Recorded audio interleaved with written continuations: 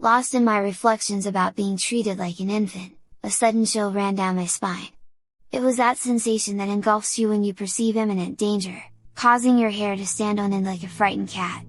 The van continued its journey, and I watched people pass by. Another shiver overcame me, filling me with deep fear and terror.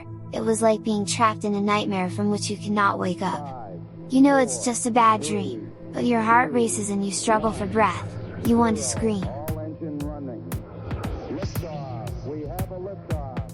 And then, suddenly, everything stopped.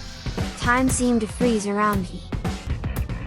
The passers-by turned into static, silent images, as if they were part of a black and white photograph. However, I noticed an exception, an older man with an unkempt, several days old beard. He wore a long, weathered coat, woolen pants, and fingerless gloves. His hat was old and tattered. All his clothing was in shades of gray. The man in the gray coat greeted me with a malicious smile, placing a finger to his lips in a gesture of silence. He wove through the frozen people, performing the Kola dance, using each one as his dance partner. I wanted to scream, but my lips refused to part. I tried to open my mouth with my hands, desperate to emit a scream of horror and call for help, but I found myself in a hell where making any sound was impossible. Within those moments, the man in the gray coat concluded his performance with a bow and a devilish smile on his face, inviting me to join him. And just as fear consumed me entirely. Finally, the scream burst forth from my throat, breaking the silence and the paralysis of the moment. "What's wrong, Alec?" Mom asked, alarmed, slamming on the brakes of the van. "The homeless man on the sidewalk," I said, still scared, disturbed by what I had seen moments before.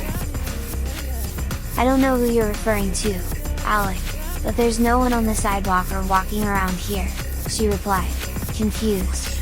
Restarting the journey to school again.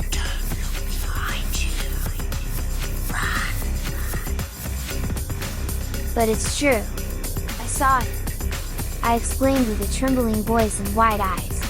There were people walking, and suddenly, they all froze like statues. And there was a man in a gray coat who was moving among them. He wasn't like the others, he could move and he was looking at me, looking directly at me. My words came out in a jumble, a mixture of amazement and fear in every syllable.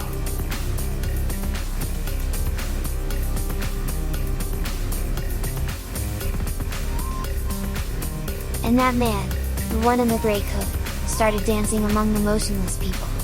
It was like he was in his own world, a world where only he could move. And then he made a signal for me to be quiet, putting his finger to his lips. I paused, swallowing hard. I felt trapped, I wanted to scream, but I couldn't. It was like I was in a nightmare, but I was awake, totally awake.